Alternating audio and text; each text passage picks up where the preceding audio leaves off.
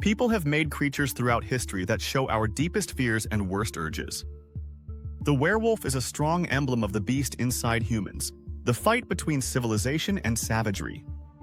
Interestingly, throughout diverse cultures and historical epochs, a remarkable correlation arises between these animalistic mutations and those who ought to vehemently oppose them, clergy members. This link between religious personalities and lycanthropy shows how complicated cultural fears about power, morality, and the basic duality of human nature are, which still interest us now. The werewolf is one of the most terrifying creatures in history. It is a person who turns into a wolf-human hybrid, usually when the full moon is out. People often draw these animals with large snouts, sharp fangs, and bodies covered in coarse hair. Despite moving on two legs like humans, they possess the strength and fierceness of wolves. It is generally said that their transition is very painful, with bones breaking and reconstructing, skin expanding, and the human mind being taken over by wild hunger. Once they transform, bloodlust drives them to relentlessly pursue humans. Their extraordinary strength and speed make them almost impossible to stop, except by certain means like silver weaponry, wolfsbane, or the interference of other supernatural powers. The link between clergy and werewolves goes back hundreds of years and is obvious in medieval European sources. Witch trials accused several religious figures of lycanthropy, viewing their metamorphosis as evidence of a devilish bargain. The contrast is jarring by nature. Individuals in charge of spiritual direction becoming the personification of animalistic brutality is the ultimate fall from grace.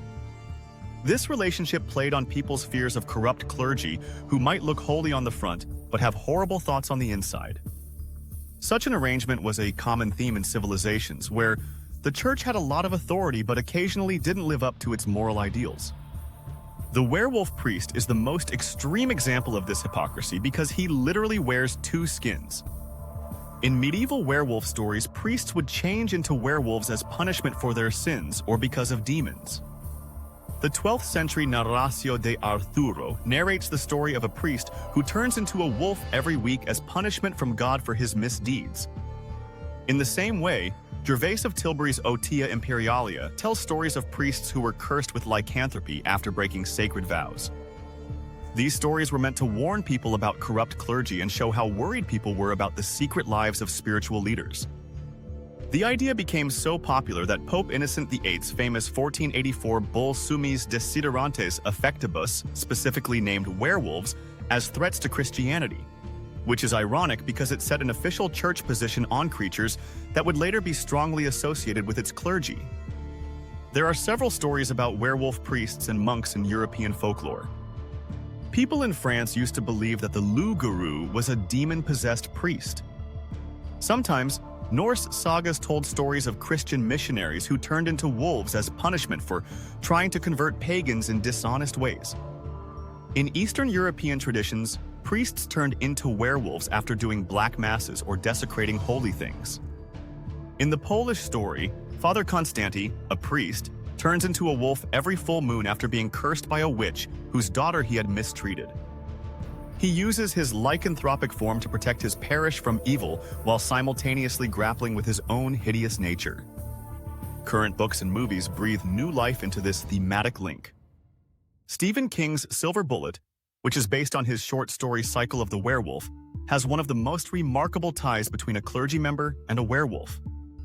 In the story, Reverend Lowe is revealed to be the deadly beast that terrorizes the small community of Tarker's Mills. The revelation is very symbolic. The community's spiritual leader has a real monster inside of him. King's story looks at how Lowe's respectability keeps people from being suspicious of him, and how his inner beast shows how hypocritical it is to act like you're pious while having violent thoughts. The silver bullet that finally kills him represents the purity needed to fight corrupted religion. It is given to him by a crippled youngster, whose innocence is in stark contrast to the pastor's moral deterioration.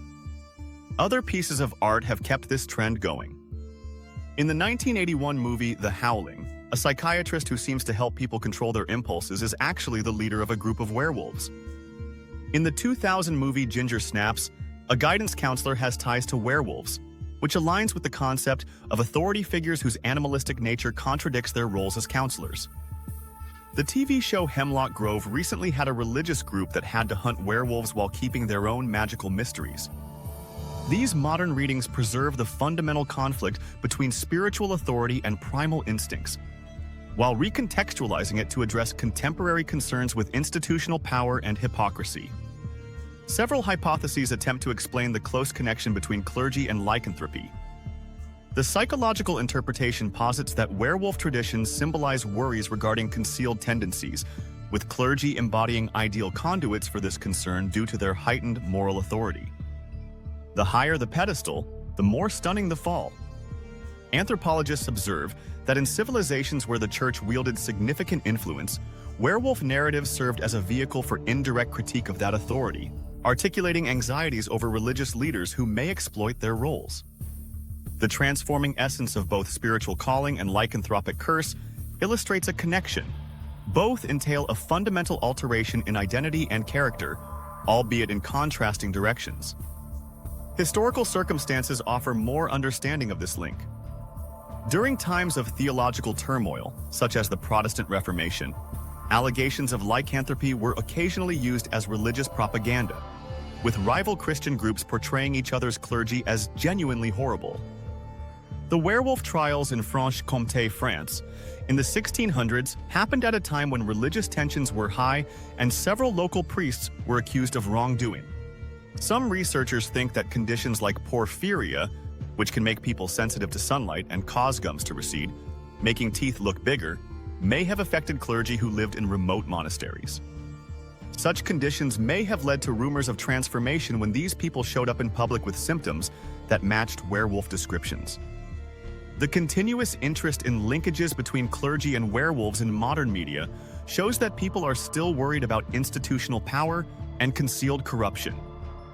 People today are still fascinated by the dramatic irony of spiritual leaders having bestial natures because it taps into larger fears about authority figures who don't do what they say.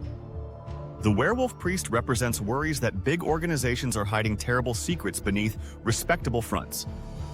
In a time when trust in conventional authority is fading and scandals are happening at institutions, these stories present us a way to confront complicated feelings of betrayal by people who are supposed to be moral leaders. The connection between clerics and werewolves ultimately reflects basic human worries about dualism and authenticity. These stories question whether anyone, including those who have committed themselves to spiritual principles, can genuinely transcend their animalistic nature. They ask if it is really possible to be morally pure in a world where everyone has negative thoughts. The werewolf priest is a strong symbol of how people are always torn between their desire to be close to God and their connection to the natural world, which is full of violence and primal desires. This tension has persisted through generations and civilizations due to its connection to a universal aspect of the human experience.